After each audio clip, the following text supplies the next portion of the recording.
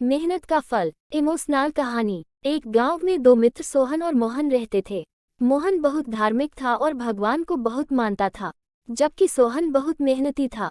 एक बार दोनों ने मिलकर 1 बीघा जमीन खरीदी, जिसमें वह बहुत फसल उगा कर पैसा कमाना चाहते थे ताकि अपना घर बना सके। सोहन तो खेत में बहुत मेहनत करता, लेकिन मोहन कुछ काम नहीं करता, बल्कि वह मंदिर में जाकर भगवान से अच्छी फसल के लिए प्रार्थना करता था। इसी तरह समय बीतता गया और कुछ समय बाद जब खेत की फसल पककर तैयार हो गई, तो फिर दोनों ने बाजार में ले जाकर बेच दिया और उनको अच्छा पैसा मिला। घर आकर सोहन ने मोहन को कहा कि इस धन का ज्यादा हिस्सा मुझे मिलेगा, क्योंकि मैंने खेत में ज्यादा मेहनत की है।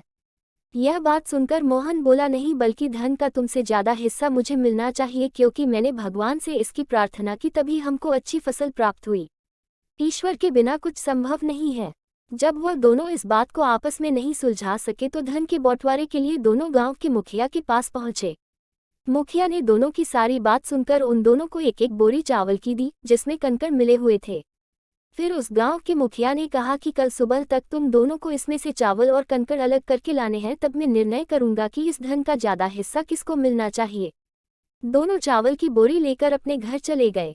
सोहन ने रात भर जागकर चावल और कंकड़ को अलग किया, लेकिन मोहन चावल की बोरी को लेकर मंदिर में गया और भगवान से चावल में से कंकड़ अलग करने की प्रार्थना की।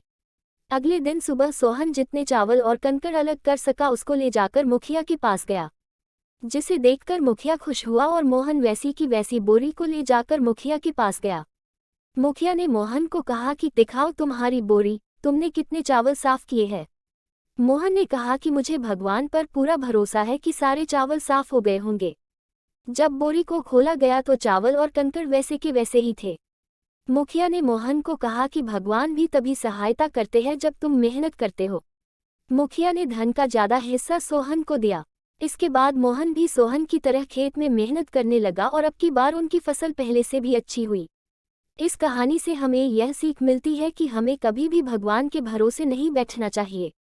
हमें सफलता प्राप्त करने के लिए मेहनत करनी चाहिए, क्योंकि भगवान भी तभी हमारी सहायता करना जब हम अपना कर्म करेंगे।